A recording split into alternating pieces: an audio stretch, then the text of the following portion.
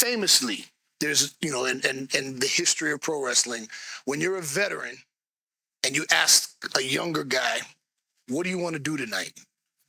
The correct answer is whatever you want to do.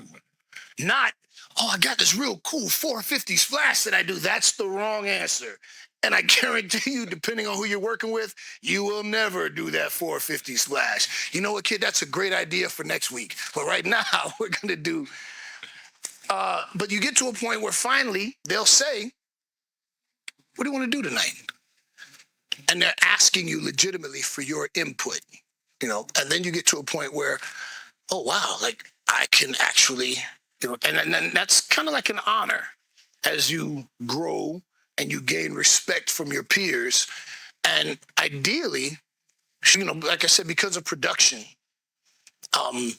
you have to have, at the bare minimum, an outline of what you're doing. Because if you got a big spot where you're going through a table, the production truck needs to know that. Right. If you've got something happening, you want the cameras to be in the right places at the right time, and there's somebody back there, your coach or agent, producer, and they've got the general outline of the match so they can tell the truck, okay, they're getting ready to do that big spot here. So the truck can tell, okay, get camera 3, get camera 2, But I know that most of the more experienced top guys will talk about certain things that they want to do, but they usually work off of an outline. We'll fill in the gaps in between, but we'll start here. Maybe this is a heat spot, and then we know what the finish is. The finish isn't going to change unless something goes drastically wrong. And sometimes that happens. But usually, you fill in the gaps in between. I know, learning from Booker T and Chris Benoit, these were some of the guys that taught me to work from an outline. We'll have a heat spot, we'll have a finish, and then if there's some very specific things that we know we want to get in somewhere, we will get that in. Famously, within the boys, there are moments where you learn about things happening and you adjusting. For example, I was working with Benoit, and this was early in my career where I'm really learning a lot. And we had a heat spot set up.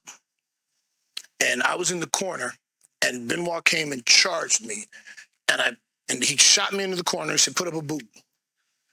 So I took the turnbuckle, and I was there. And as he charged in, he came in with so much speed and force that when I put my boot up, he ate the boot, but his momentum carried him underneath me, under the bottom turnbuckle. Goodness. So he took the boot and still went, psh, and you could hear the whole arena. It was a house show, so I'd say there was, 7,000, 8,000 people, and you could just hear collectively, ooh. And I was like, oh, damn. Yeah. So I kind of staggered out of the corner, and Benoit was still down selling, and I went to grab him, and he said, we're in the heat. The light bulb came on. Bing. We're in the heat. We're in the heat. That was the heat spot. Forget what we had called. Forget what we had laid out. Why do something else? The crowd already reacted. Because of the crowd's reaction. The crowd reacted in that moment. Okay. Now we're in the heat. It was like, oh. So based on you guys' outline? So we had a heat spot worked out. But the way he took that boot and the way the crowd reacted to it, there was no need to call a heat spot. Was he hurt?